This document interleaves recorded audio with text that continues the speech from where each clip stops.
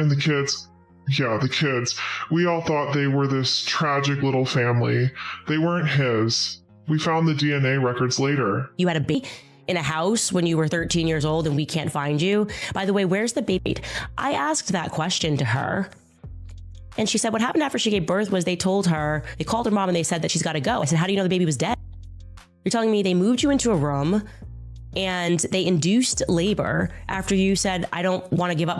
If what Candace Owens just teased is real, it doesn't just add drama to Erica Kirk's story. It flips the whole script because for months one quiet question has been sliding around online. Was Erica ever actually pregnant at all? And if she was it really Charlie's? Hid.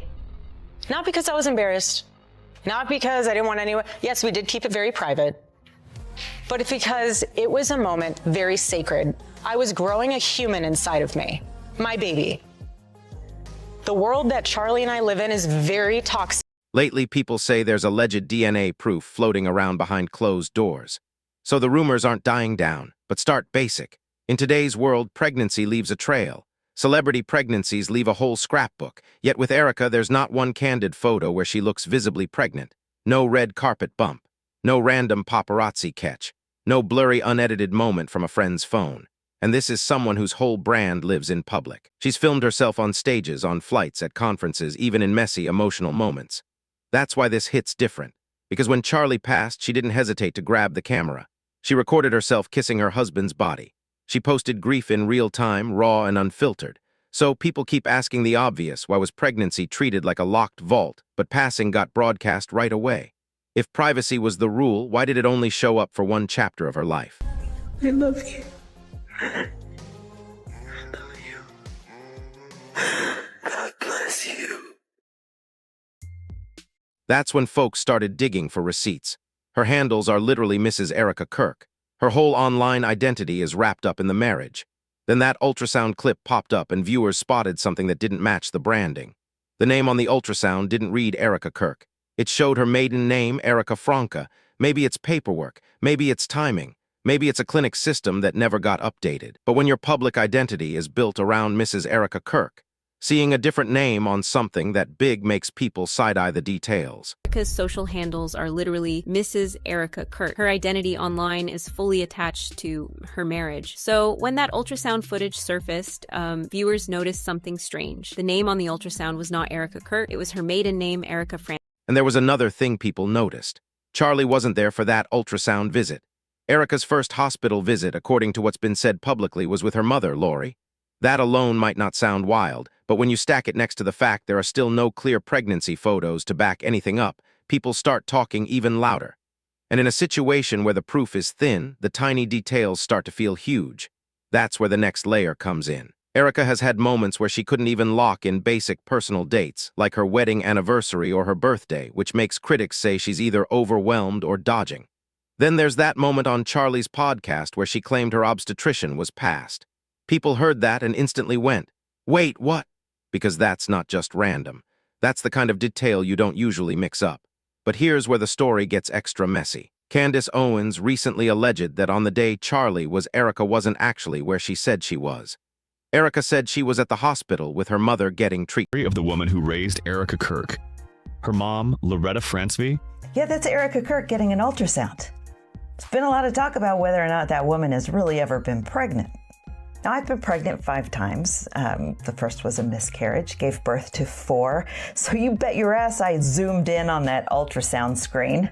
And this is a close-up of the screen, which led me to do a deep dive into the stages of pregnancy, which I've done, back in the day when I was pregnant, but it's been a... But Candace's alleged sources claim Erica was at a hotel suite in Fort Huachuca instead. Back then, Andrew Colbert was pushing hard to build an alibi for Erica, saying she had dinner with Charlie the night before. He also shared a photo Erica took herself, and you can see it's her hand trying to show she was with her kids on September 9th. To see a lot of detail in that picture based on her stomach size and the size of what we can see. It would be safe to presume this is the viability ultrasound, that they determine if there's a heartbeat, which they can do as early as 6 weeks.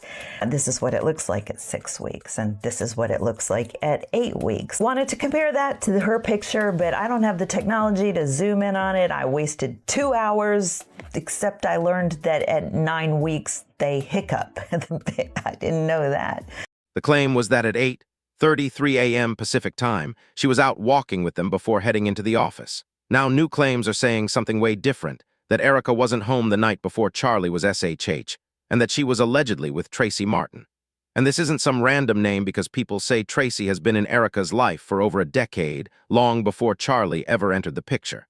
If that's true, it flips the emotional angle completely. If she wasn't with her mother, why say she was? And if she was with Tracy, what exactly is that relationship? People online point to years of photos where Tracy is always around. Trips, holidays, family-type moments, all that. Tracy shows up a lot. Laugh about this because our dates are so messed up because of babies, meaning there's so many dates to remember. And Tracy's daughter, McKenna, has also been alleged to work closely with Erica, with some claiming she was Erica's personal assistant. To some people, it all reads like a close friendship. To others, it looks like something deeper, and that's where the chatter starts getting louder. You know, we had a birth plan, and the only thing that went to plan on that birth plan was that we had a child. That's right. Everything else went out the window. We had a great OB, may he rest in peace. Terrible stuff. So sad. The speculation isn't new either. For a while now, people have been floating theories that Erica didn't carry the pregnancies herself and may have used a surrogate. And that idea has been all over online conversations. Charlie in an elevator. Everything about Charlie is adding up. I cannot get a single person to confirm that they saw Erica, who's apparently out and about. I then thought, wouldn't it make sense? She screams in the middle of a parking lot. She screams in the middle of a doctor's office. Everybody kind of knows where they were when Charlie got shot. Okay, if this doctor's office had people in it, there's going to be someone who said, hey, I heard a giant scream at my doctor's office. And when you connect that to the missing baby bump moments, the forgetful details like mixing up important dates, and the other inconsistencies people keep pointing at, the theories don't stop at surrogacy. The Wilder version says the kid biologically belonged to someone inside her close circle. That's a heavy claim, and it's still unproven, but that's the angle some observers keep pushing because in their minds, it would explain a lot. It would explain why there aren't pregnancy photos. It would explain the ultrasound name mismatch people noticed. It would explain why the privacy line felt so strict. To tell his story, but he also had to include the part where he claims that he saw Erica Kirk the night before, also on Fort Huachuca at Candlewood in. And it would raise the next big question people argue about. Did Charlie know what was really going on, or was he given the same story the public got? These rumors have been floating around forever, but then one name started popping up more and more, Tyler Boyer. And once that name enters the chat, the talk stops being vague and starts getting pointed because now the whispers aren't just about secrecy or surrogacy. The rumor mill shifts straight into paternity talk. Also forwarded a picture which Erica took, by the way, that's her hand, basically showing proof that she was with her kids on September 9th. Proof that she was with her kids at 8:33 a.m. Pacific time, taking them for a walk before. Some sources have alleged that Tyler Boyer could be the biological father of Erica. That's a serious claim, and it's not something anyone should treat as fact without real proof. But people who believe it say it makes more sense when you look at the timing and the state of the marriage in that period. Remember, Tracy Martin is Erica's best friend for over 15 years. How close are Erica and Tracy? They've done everything together. Tracy says from Romanian Angels. Erica modeled for her clothing. Because the story going around is that the night before Charlie left, things weren't good at home. The claim is they weren't on solid terms and divorce wasn't some far-off threat anymore. It was getting real. It's shocking that Tracy's daughter is actually Erica's assistant. I'll put an allegedly there because we've got to confirm that information. But the source knows. People even point to rumors like Charlie not wearing his wedding ring, sleeping on the couch, and Erica not kissing him goodbye the day before. And Tyler was there. Tyler Boyer. Yes, he was there with his wife, his beautiful wife, and his kids.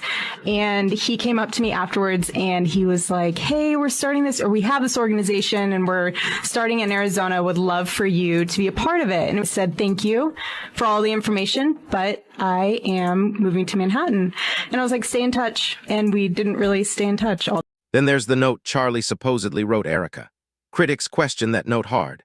Some even claim it could have been forged because they don't get why Erica would post Charlie's last letter publicly knowing it would instantly get picked apart. That letter people keep talking about has been picked apart online like it's some coded love song praising Erica and painting Charlie as completely devoted. And then there's the detail that won't stay quiet. They did to my husband, and I want to give him a kiss Because I didn't get to give him a kiss this morning. Erica was reportedly at a resort when Charlie was not at home, not where she said she was. If the marriage was already cracking that night, the question isn't small. It's why. What did Charlie find out, if anything? Because if Tyler introduced Erica to Charlie years back, and if the rumors are true that Tyler and Erica once dated, and if that connection kept going in any way behind the curtain, the speculation gets more specific, not just messy noise. And if there were private talks about DNA, if paternity was being questioned, if they weren't biologically Charlie's, then people aren't just gossiping anymore. They're talking about information that could change how the whole timeline is read. To be clear, none of that has been proven publicly. The alleged DNA report is still not out in the open, but Candace, in her series Bride of Charlie, has allegedly hinted she's sitting on a move that could flip Erica's polished, picture-perfect wife image. And Tyler Boyer's name keeps popping up at different points in this story before they met, around the marriage, and now in the whispers about it falling apart. So yeah, people are going to scrutinize it because patterns matter. And right now, whether it's fair or not, Tyler Boyer's name keeps getting dragged into a pattern that won't go away. When details don't line up, folks start asking the hard questions, even if the answers aren't available yet. Why was Erica gone the night before Charlie's accident? Was she really with Tracy that night, or was Tracy just being used as cover? And what about the claims that Tracy was a surrogate, or that the relationship was more than friendship? Drop your thoughts in the comments. If you want updates as this unfolds, hit like, subscribe to the Fame Spot channel, and share this video with someone who's been following this too. Thanks for watching, and I'll see you on the next one.